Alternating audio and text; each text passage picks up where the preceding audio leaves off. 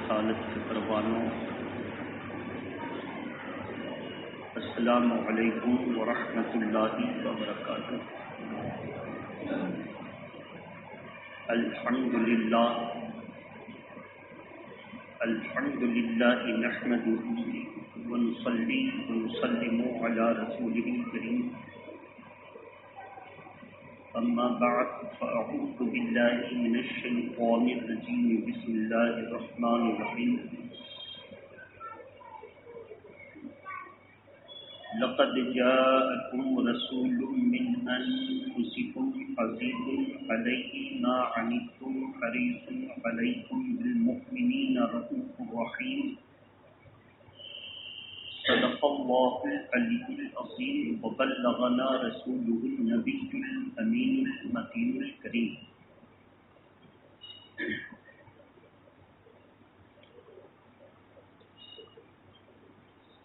واہ کیا جود و کرم ہے شہ بطحا تیرا، واہ کیا جود و کرم ہے شہ بطحا تیرا، نہیں سنتا ہی نہیں مانگنے والا تیرا، فرش والے تیری شوکت کا علو کیا جانے، فرش والے تیری شوکت کا علو کیا جانے، اس روا عرش پہ اڑتا ہے فریرا تیرا۔ عزیزان ملت اسلامیہ، آج کی اس محفل محبت میں جب کہ ہم اور آپ عاشقوں کی عید میلاد النبی کے مبارک مہینے میں ربیع الاول شریف کا پہلا جمعہ، اس مبارک دن میں ہم اور آپ اللہ کی بارگاہ میں اس کے حضور سجود و نیاز کے نذرانے پیش کرنے کے لیے حاضر ہیں۔ اسی نسبت سے میں نے قرآن مقدس کی ایک مکمل آیت کریمہ، جسے اللہ تبارک تعالی نے پارہ نمبر 11 سورہ توبہ کی آیت کریمہ نمبر 128 میں ارشاد فرمایا، لقد جاءکم رسول من انفسکم الی آخر الآیہ، یعنی اس آیت کریمہ میں اللہ نے اپنے نبی کی 6 بڑی بڑی خوبیوں کو پیش فرمایا ہے، اور 6 بڑی بڑی خوبیوں میں 2 خوبیاں ایسی ہیں جو صفت اللہ کی ہیں، وہی خوبی اور وہی صفت اللہ نے اپنی طرف سے اپنے نبی کو عطا فرمایا، جیسے رؤوف اور رحیم، یہ صفت اللہ کی ہے۔ رؤوف یعنی مہربان ہونا، اور رحیم یعنی رحم کرنا، یہ دونوں صفت اللہ کی صفت ہے، اور 99 ناموں میں سے یہ 2 نام ہیں۔ لیکن اللہ تبارک تعالیٰ جب اپنے بندوں سے راضی ہو جاتا ہے تو یہ صفت اللہ کی طرف نسبت ہوگی تو اس کی اپنی کسی کی دی ہوئی نہیں، اور جب اللہ کسی بندے سے راضی ہوتا ہے تو اس صفت کو اس بندے کو عطا کر دیتا ہے، تو اس سے پتہ چلا صفت اللہ کی بھی ہے، وہی صفت رسول اللہ کی بھی ہے۔ اب فرق کیا ہوگا؟ فرق یہ ہوگا اللہ کے پاس رؤوف اور رحیم کی صفت اپنی ہے، اور میرے نبی کے پاس اللہ کی دی ہوئی ہے، یہ ہے فرق۔ اب دیکھیے، سمیع یہ اللہ کی صفت ہے، بصیر یہ اللہ کی صفت ہے، لیکن آپ کو حیرت ہوگی کہ اللہ تبارک تعالی نے ان دونوں صفت کو ہم انسانوں کو عطا فرمایا، اور ارشاد فرمایا سمیعا بصیرا، ہم نے انسان کو سننے والا اور دیکھنے والا پیدا فرمایا، اب سوچ کے دیکھیں، سمیع و بصیر ہونا یہ اللہ کی صفت ہے۔ جب اللہ ہم اور آپ جیسی مخلوق کو اپنی دو صفت عطا کر دے تو کوئی اعتراض نہیں، لیکن جب رسول کو عطا کر دے تو اعتراض کو کیسے کر سکتا ہے؟ جو اعتراض کرے وہ وہی ہوگا جو حضور سے محبت نہیں کرے گا، یا وہی ہوگا جس کو اللہ کی صفت کی کن اور حقیقت معلوم نہیں، تو جاہل ہی اعتراض کرے گا۔ جب انسان سمیع و بصیر ہو سکتا ہے تو میرے نبی رؤوف اور رحیم کیوں نہیں ہو سکتے؟ بہرحال آئندہ جمعہ کو انشاءاللہ العزیز 12 ربیع الاول ہے، جس میں ہم اور آپ جشن میلاد النبی مناتے ہیں۔ جشن میلاد النبی کی تاریخ کیا ہے؟ اس میں بھیڑ ہوتی ہے، لوگ جمع ہوتے ہیں، جمع ہو کر لوگ قرآن کی تلاوت کرتے اور سنتے ہیں، جمع ہوتے ہیں اور جمع ہو کر لوگ حضور کی نعت اور تعریف سنتے سناتے ہیں، جمع ہوتے ہیں لوگ حضور کی نعت، ان کے اوصاف حسنہ کو نثر میں تقریر میں سنتے سناتے ہیں، جمع ہوتے ہیں اور حضور کی بارگاہ میں سلام قیام کے ساتھ پیش کرتے ہیں۔ اب اس میں آپ الگ الگ کر کے تلاشیے کہ کون سی چیز ہے جو شریعت کے خلاف۔ تو نیک کام کے لیے جمع ہونا یہ بھی شریعت کے خلاف نہیں، قرآن مجید کو سننا یہ بھی شریعت کے خلاف نہیں، حضور کی نعت سننا یہ بھی شریعت کے خلاف نہیں، حضور کی تعریف الفاظ میں سننا یہ بھی شریعت کے خلاف نہیں، حضور پر درود و سلام پڑھنا کھڑے ہو کر پڑھنا یہ بھی شریعت کے خلاف نہیں۔ اب اس میں سے کوئی کام بھی شریعت کے خلاف نہیں، تو جب کوئی کام شریعت کے خلاف نہیں، الگ الگ جائز ہے، تو اس کا مجموعہ بھی جائز ہے۔ کیسے جائز ہے؟ آپ دیکھیں، شکر، سوجی، پانی، لونگ الائچی، گرم مسالہ الگ الگ کریں تو سب جائز ہے، اور ان سب کو ملا کے حلوہ بنا دیا تو وہ ناجائز کیسے ہو گیا؟ تو ان کے نزدیک الگ الگ سب ناجائز ہے، اور ملا کے حلوہ بنا دیجئے تو چڑ جائیں گے، الگ الگ جائز ہے اور ملا کے جشن عید میلاد النبی کہہ دیجئے تو چڑ جائیں گے۔ اب اگر کوئی چڑھتا ہے تو اس کا علاج کیا ہے؟ علاج یہ ہے، غیظ میں جل جائیں بے دینوں کے دل، یا رسول اللہ کی کثرت کیجئے، اور شرک ٹھہرے جس مذہب میں تعظیم حبیب، اس برے مذہب پہ لعنت کیجئے۔ اس کے علاوہ کیا کر سکتے ہیں؟ اب ان 6 اوصاف میں سے وقت کی گنجائش کے مطابق ہم کچھ پر تشریح کریں گے۔ محبت کے ساتھ درود شریف پڑھیں۔ اللہم صلی علی سیدنا شفینا حبیبنا مولانا محمد مادر الجود والکرم وآلہ واصحابہ وبارک وسلم صلاۃ و سلام علیک یا رسول اللہ۔ آج ہم حضور کے جشن میلاد پر مجدد اسلام اعلیٰ حضرت فاضل بریلوی کی کتاب کا حوالہ نہیں دیں گے۔ آج ہم جشن عید میلاد النبی کے تعلق سے جشن عید میلاد النبی کو شرک و بدعت کہنے والے ہی جماعت کی کتابوں سے حوالہ دیں گے کہ انہوں نے اپنی کتاب میں اس کو جائز بھی لکھا، باعث ثواب بھی لکھا، اور اس کو باعث برکت بھی لکھا۔ اب آپ سوچیں گے کہ ایک فکر کا حامل اپنی کتاب میں آدھی بات میں ناجائز لکھے، آدھی بات میں جائز، یہ کیسے ہو سکتا ہے؟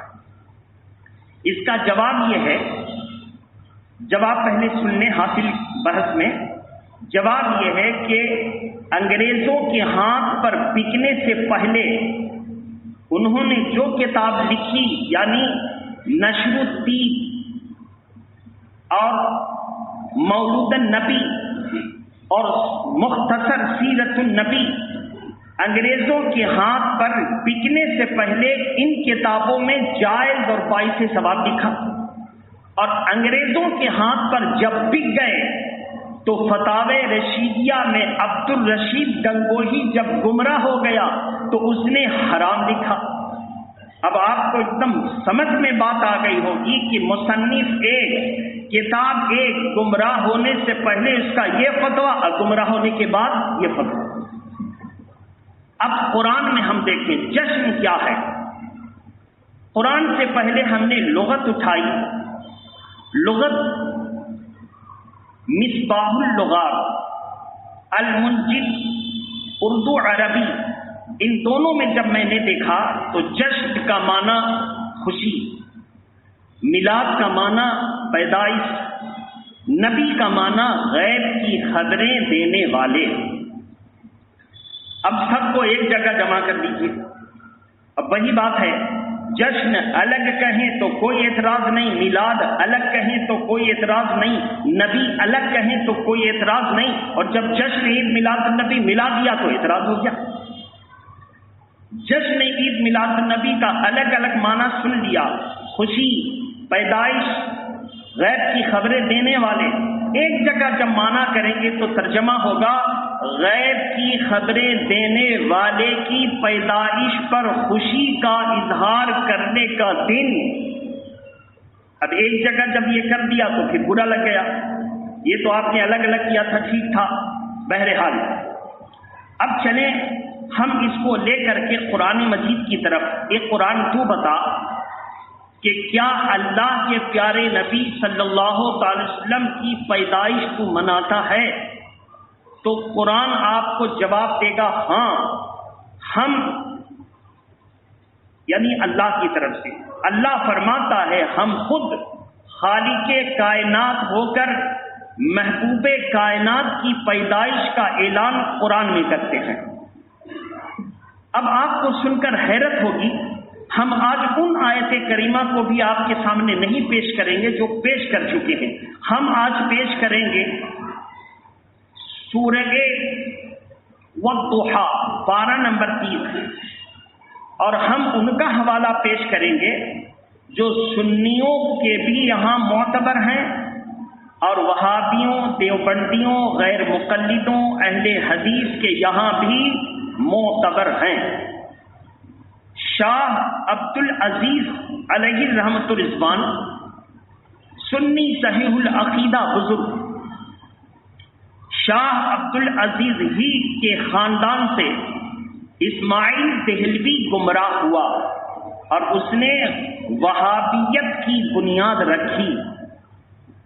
انگریزوں کے کنیکشن میں آنے کے بعد شاہ عبد العزیز 12 نمبر 30 کے سورہ والضحیٰ کی تفسیر کرتے ہوئے فرماتے ہیں، والضحیٰ ترجمہ ہوگا قسم ہے چاشت کی، یعنی وقت چاشت کی، واللیل اور قسم ہے رات کی۔ تو انہوں نے کہا چاشت سے کیا مراد؟ چاشت کہتے ہیں سورج نکلنے کے بعد جب ایک نیزہ یعنی ایک گز کے مطابق جب سورج بلند ہو جائے تو وہ وقت چاشت کا ہوتا ہے۔ چاشت فارسی لفظ ہے اور چاشت کا مطلب ہوتا ہے ناشتے کا وقت، یعنی 7 بجے آدمی چاشت کی نماز پڑھ سکتا ہے۔ تو اب انہوں نے جو تفسیر اور ترجمہ کیا والضحیٰ واللیل کا ترجمہ کرتے ہوئے بیان کرتے ہیں، والضحیٰ قسم ہے چاشت کی، نہیں قسم ہے چاشت کی یعنی اس وقت کی جس وقت نبی آخر الزماں پیدا ہوئے۔ ان سے پوچھا گیا کہ حضور تو صبح صادق کے اولین وقت میں پیدا ہوئے کہ رات جا رہی تھی اور دن آ رہا تھا، تو آپ چاشت کے وقت میں حضور کی تفسیر کیسے ملا دیے؟ کیا پیارا انہوں نے جواب دیا، کہا سنو، اللہ کے پیارے نبی صبح صادق کو پیدا ہوئے، فرشتوں نے انسانوں پر پردہ کر دیا اور آواز آئی کہ اللہ کے پیارے نبی کی ذات مبارک ظاہر ہوئی، سب سے پہلے ان کو لے جاؤ اور ہر شجر حجر سے ان کا تعارف کراؤ۔ فرشتے حضور کو ریشمی کپڑے میں لپیٹ کر لے گئے اور تمام پیڑ پودے درخت پہاڑ ساری مخلوقات کے سامنے حضور کا پریچے کروایا، تعارف کروایا، حضور کا انٹروڈکشن کروایا۔ اور پھر جب ظاہر ہوئے اس وقت دن اچھا خاصا سفید ہو چکا تھا، حضرت عبد المطلب دروازے پر موجود تھے اور تب اعلان ہوا۔ کیا اعلان ہوا؟ سب لوگ دوڑے ایک یہودی کی طرف۔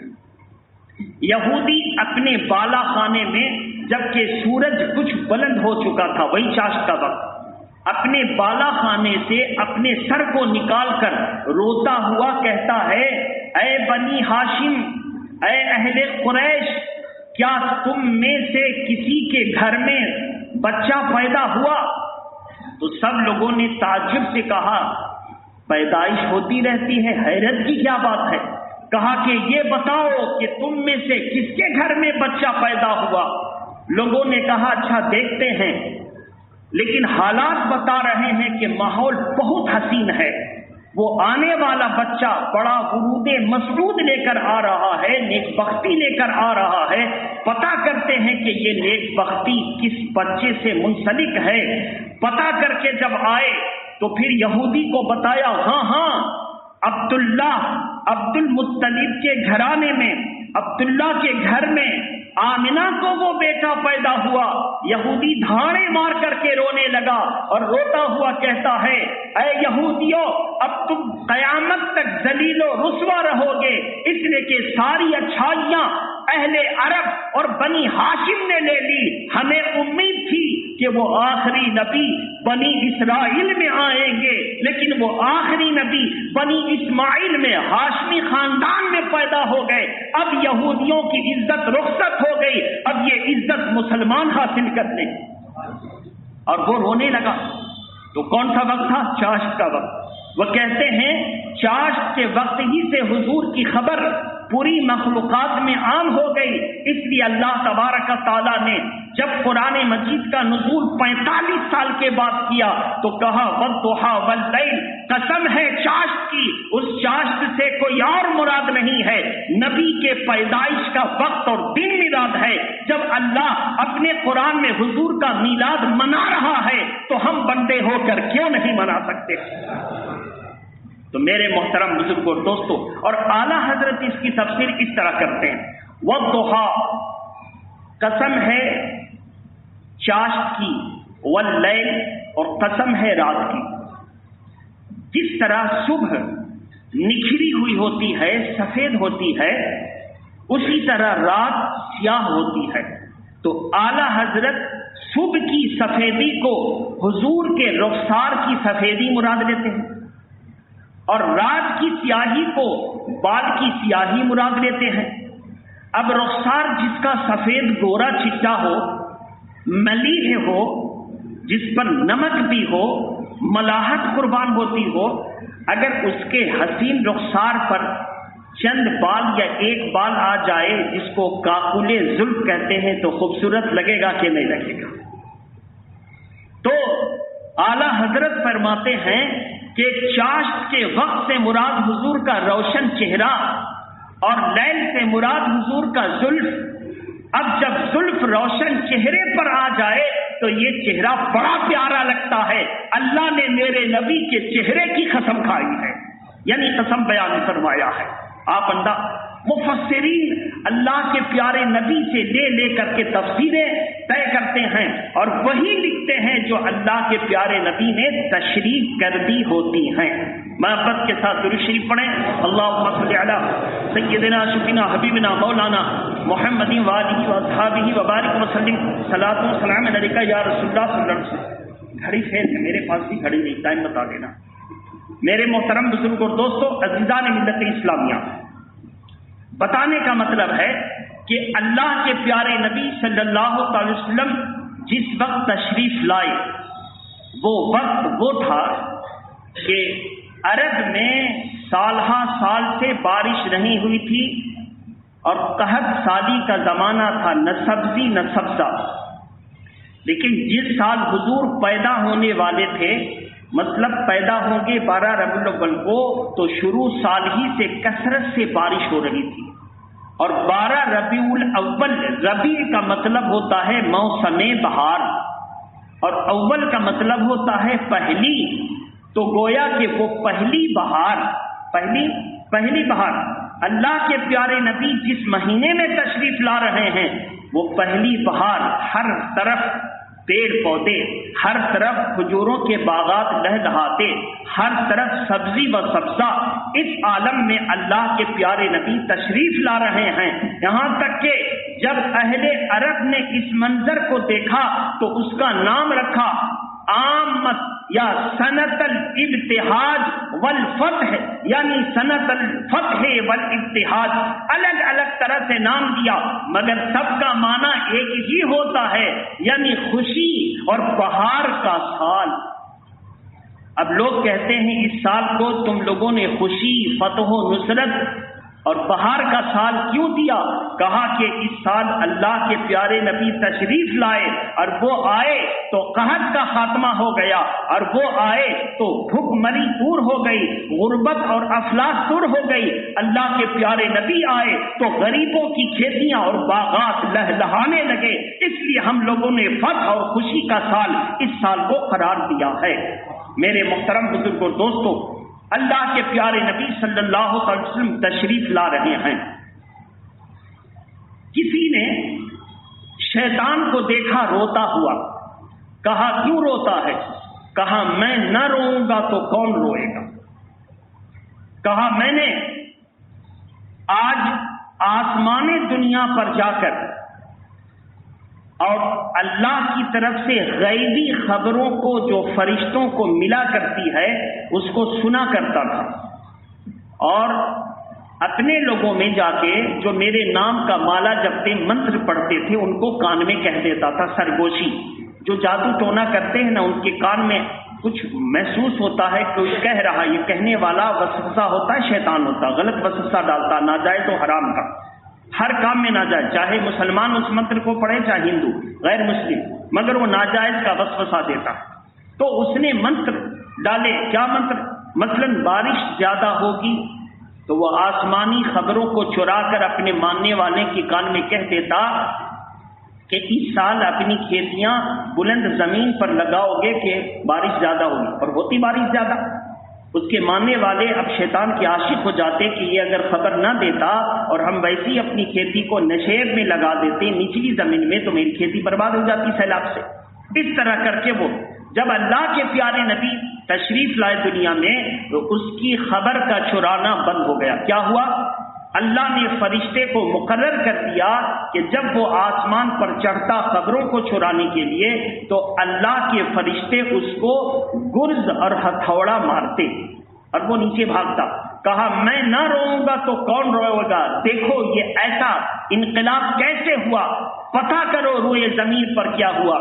جب پتہ کر کے اس کے چیلے بتاتے ہیں تو شیطان اپنے سر پر خاک ڈال کر روتا ہے بہت بھیانک انداز میں اور کہتا ہے کہ اب میری محنت بیکار ہو گئی، میری محنت بیکار ہو گئی۔ کہا کیسے؟ کہا یہ وہ تشریف لائے ہیں کہ میں پوری محنت سے ان کی امت کو گمراہ کر دوں گا، لیکن ان کے وسیلے سے، ان کی فضیلت کے صدقے میں ان کی امت مرنے سے قبل توبہ کر لے گی تو اللہ سارے گناہوں کو معاف کر دے گا، میری محنت کو برباد کر دے گا۔ آپ اندازہ کریں تو سب سے زیادہ تکلیف شیطان کو ہوئی کہ اللہ کے بندے کو گمراہ کر رہا تھا۔ نبی کے صدقے میں اس امت کو توبہ کی ایسی توفیق ملی کہ توبہ کے صدقے میں اس کا بیڑا پار ہو گیا۔ تو کس کے وجہ سے ہوا؟ تو کہہ لیجئے کہ اللہ کے پیارے نبی کی وجہ سے ہوا۔ تو اب نبی کے ماننے والا جشن منائے گا کہ نہیں منائے گا؟ آخری بات ہم کہتے ہیں، ان کے بڑے عالم ہیں عبد الرشید گنگوہی۔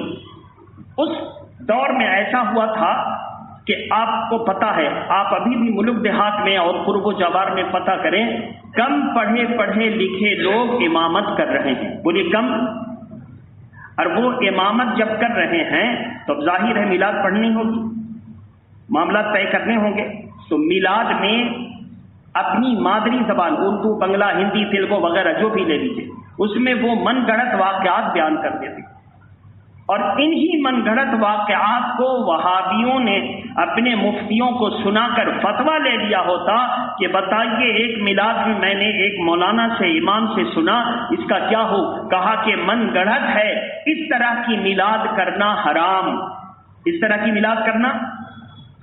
ایک عورت سے میں نے سنا میلاد میں وہ یہ کہتی ہے، کہا عورتوں کا میلاد کرنا حرام، اس کے لیے شرط ہے کہ وہ عالمہ ہو، متقیہ ہو، روایات صحیحہ سے بیان کرتی ہو، اس کی آواز کو کوئی غیر محرم مرد نہ سنے۔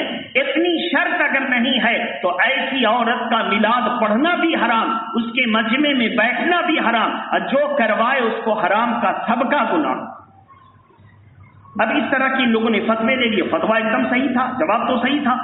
اعلیٰ حضرت فاضل بریلوی سے جب پوچھا گیا تو اعلیٰ حضرت فاضل بریلوی نے فرمایا، اسی لیے تو میں کہتا ہوں کہ غیر عالم کو منبر پر کھڑا کرنا، یہ غیر عالم کو تقریر کے لیے منصب دینا، یہ غیر عالم سے مسئلہ پوچھنا حرام، اب چاہے وہ عورت ہو یا مرد ہو۔ یہ تو بات ہو گئی۔ تو اس معاملے کو ذہن میں رکھیے۔ اب سنیے، عبدالرشید گنگوہی سے کسی نے کہا، حضرت آج ہمارے ہاں میلاد شریف ہے، آپ میلاد شریف جو آپ کے نزدیک روایات صحیحہ ہے اس کے ذریعے آپ میلاد پڑھ دیجیے۔ عبدالرشید گنگوہی نے خلیل احمد امبیٹوی اپنے شاگرد کو کہا کہ میاں جاؤ، تواریخ حبیب الہ ایک کتاب ہے، اس کتاب کو لکھا ہے حضرت علامہ کاکوروی صاحب نے، بڑے سنی اور جید عالم، تواریخ حبیب الہ، اور بڑی مستند کتاب ہے، تو پتلی مگر ہے بہت مستند۔ حضور کی سیرت پر یہ کتاب ہے، حضور کی زندگی مبارکہ کا حسین گلدستہ۔ کہا کہ اس میں صحیح روایت ہے، خلیل احمد جاؤ، میاں تواریخ حبیب الہ کو سامنے رکھ کر میلاد پڑھ دو۔ یہ کون ہے؟ عبدالرشید گنگوہی، وہابیوں کے بھی پیشوا اور دیوبندیوں کے بھی پیشوا اور غیر مقلد کے بھی پیشوا۔ گئے، کہا کہ حضرت اس کتاب کو تو پڑھ دوں مگر اس میں آپ کی طبیعت کے خلاف مسئلہ ہے۔ کہا کیا؟ کہا اس میں یہ ہے کہ اللہ کے پیارے نبی صلی اللہ تعالی علیہ وسلم کے تمام جمہور فیصلے کو سامنے رکھو تو ان کی پیدائش کا دن 12 ربیع الاول نکلتا ہے۔ کون سی تاریخ؟ اور آپ لوگ تذبذب میں ہیں، کوئی 2 کوئی 9، اور آپ کے ہاں بعض لوگوں کا عقیدہ ہے کہ 12 ربیع الاول کو حضور کا وصال ہوا، حضور کی وفات ہوئی، اس لیے وہابی 12 وفات کہتے ہیں۔ وہابی کیا کہتے ہیں؟ ہم لوگ کیا کہتے ہیں؟ 12 ربیع النور، 12 ربیع الاول، 12ویں شریف، یہی تو کہتے ہیں نا۔ وہ لوگ 12 وفات کہتے ہیں، اور اپنے کیلنڈروں میں بھی 12 وفات چھپاتے ہیں۔ سب کیلنڈر جا کر دیکھ لیجیے گا جو وہابیوں کے یہاں سے چھپتے ہیں۔ تو بہرحال تو آپ کا عقیدہ ہے کہ حضور 12 وفات یعنی ان کا وصال ہوا۔ کہا کہ میاں وہ سب چھوڑو، جاؤ پڑھ دو، یہ لوگ جان نہ چھوڑیں گے۔ اگر تم میلاد نہیں پڑھتے ہو تو وہابی کہہ کر کے تمہیں مسجد سے نکال دیں گے، جاؤ پڑھ دو۔ تو عبدالرشید استاد سے پوچھتے ہیں، حضرت تو کیا تقیہ کر لیں، جو جیسا ویسا اس کے ساتھ، جب جیسا تب تیسا، تقیہ کر لیں؟ کہا اسی میں عافیت ہے کہ تمہاری ملازمت بچ جائے گی۔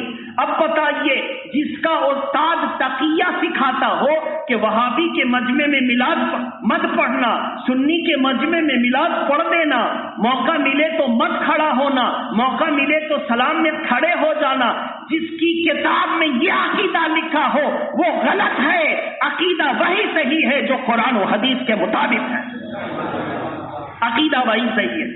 تو میرے محترم، اسی لیے آپ دیکھیں گے وہابیوں کے ہم جو لوگ جانتے ہیں وہابی کو سب سمجھتے ہیں، میلاد کے لیے بلائیے گا، اگر دیکھے گا معاملہ بن نہیں رہا تو کھڑا ہو جائے گا، سلام پڑھ لے گا۔ اور دیکھے گا کہ معاملہ بن سکتا ہے، بولے کہ نہیں اچھا نہیں، شرک ہے، بدعت ہے، وغیرہ وغیرہ، تو تقیہ ان کے استاد نے سکھایا ہے۔ تو میرے محترم بزرگ اور دوستو، اس کتاب جس کو انہوں نے جب کہا گیا حضرت جو روایات صحیحہ ہے اس سے آپ میلاد پڑھ دیجئے، تو ان کے نزدیک تواریخ حبیب الہ وہ کتاب ہے جو روایات صحیح ہے۔ اس کتاب میں میں نے دیکھا تو حضور کی پیدائش کا دن 12 ربیع الاول۔ اب آپ اندازہ کریں، اب کوئی کہے کہ 12 وفات ہے، گویا وہ اپنے پیر و مرشد کے خلاف ہے کہ پیر و مرشد اس کتاب کو مستند مانے اور یہ اس کو مستند نہیں مانتا۔ تواریخ حبیب الہ۔ تو میرے محترم بزرگ اور دوستو، ہمیں اور آپ کو چاہیے کہ ہم قرآن و حدیث پر جمے رہیں۔ میلاد النبی منانا قرآن کے مطابق، جشن منانا قرآن کے مطابق۔ کیا ہے اس سب کا مقصد؟ مقصد ہے بس اتنا، اچھا دنیا میں کوئی مرے آپ روتے ہیں؟ فلسطین اجڑ رہی ہے، آپ کبھی روئے؟ بوسنیا میں مسلمان تباہ ہوا، آپ روئے؟ مراد آباد لوٹا، آپ روئے؟ دہلی میں فساد ہوا، آپ روئے؟ بھاگلپور لوٹا، آپ روئے؟ بابری مسجد کی شہادت پر بہت سی جگہ فساد ہوئے، آپ روئے؟ نہیں روئے، چرچا کیا، غم کیا، لیکن روئے نہیں۔ بہت سی جگہوں پر خوشیاں آتی ہیں، آپ خوش ہوتے ہیں، لڈو بانٹتے ہیں، مٹھائیاں بانٹتے ہیں۔ آپ کے پڑوس میں ادھر ادھر رشتہ داروں میں کسی کے یہاں بچہ پیدا ہوا، آپ مٹھائیاں بانٹتے ہیں، خوشیاں بانٹتے ہیں؟ نہیں، بس آپ مبارکباد دے کے اپنی ذمہ داری اور اخلاق کو ختم کر دیتے ہیں۔ لیکن جب آپ کے گھر میں بچہ پیدا ہوتا ہے تو آپ خوشیاں مناتے ہیں، مٹھائیاں بانٹتے ہیں۔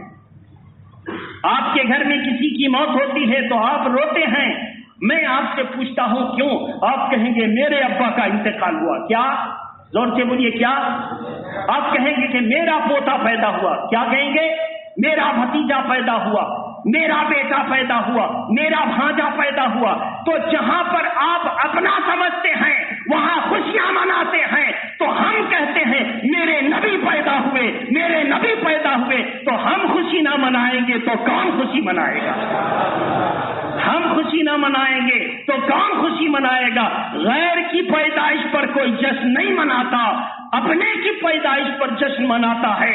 آپ کا بھی محاورہ ہے، کوئی پیدا ہو آپ سے کوئی مطلب نہیں، جب میرا لگ گیا تو آپ خوشی مناتے ہیں۔ میرا بیٹا پیدا ہوا تو خوشی جو مناتا ہے وہ نبی کو میرا نبی کہتا ہے، اور جو خوشی نہیں مناتا ہے وہ گویا کے منہ سے کہتا ہے، دل سے نہیں مانتا ہے۔ دوسری مثال لے لیجیے، آپ کسی سے ناراض ہیں تو سلام کرتے ہیں؟ زور سے بولیے، منہ گھما کے چلے جاتے، سلام کرتا جواب نہیں دیتے۔ اگر بہت سخت دل ہیں تو اس سے پتہ چلا کہ جب آپ ناراض ہوتے ہیں تو سلام پیش نہیں کرتے ہیں۔ بولیے، ناراض ہوتے ہیں تو اور جب آپ راضی رہتے ہیں تو سلام کرتے ہیں۔ ایک مرتبہ اگر اس نے نہیں سنا یا اس کی توجہ نہیں ہوئی تو دوسری مرتبہ پھر کہتے ہیں السلام علیکم، کہتے ہیں نا، تو گویا کہ یہاں سے بھی طے ہو گیا جو سلام پڑھتا ہے وہ اپنے نبی سے راضی ہے، جو سلام کا انکار کرتا ہے وہ اپنے نبی سے گویا ناراضگی کا مظاہرہ کرتا ہے۔ ہم سلام پڑھنے والے ہیں، یہ طے ہو گیا کہ ہم اپنے نبی سے راضی ہیں، اور جب اپنے نبی سے راضی ہیں تو ایک مسئلہ حل ہو گیا۔ بعض لوگوں کا کہنا حضور شفاعت نہیں کریں گے، اور بعض لوگوں کا کہنا کہ حضور اپنے ماننے والوں کی شفاعت کریں گے، ماننے والوں کی شفاعت کریں گے۔ تب تو آپ پڑھتے ہیں وَابْعَثْهُ مَقَامًا مَحْمُودًا الَّذِي وَعَدتَّهُ وَارْزُقْنَا شَفَاعَتَهُ۔ کھل کر کے آپ اذان کے بعد یہ دعا پڑھتے ہیں، ڈھکی چھپی بات نہیں کہہ رہا ہوں۔ تو آپ دعا پڑھتے، یا اللہ میرے نبی کی شفاعت کو میرا مقدر بنا دے۔ پتہ چلا جس سے نبی راضی، جو اپنے نبی سے راضی، شفاعت اسی کی ہوگی، جو راضی نہیں ہے شفاعت اس کا مقدر ہو نہیں سکتا۔ تو یہ تین باتیں موٹی موٹی تھیں جو میں نے آپ کے سامنے رکھی۔ اللہ تبارک و تعالی ہماری اور آپ کی حاضری کو قبول فرمائے۔ وآخر دعوانا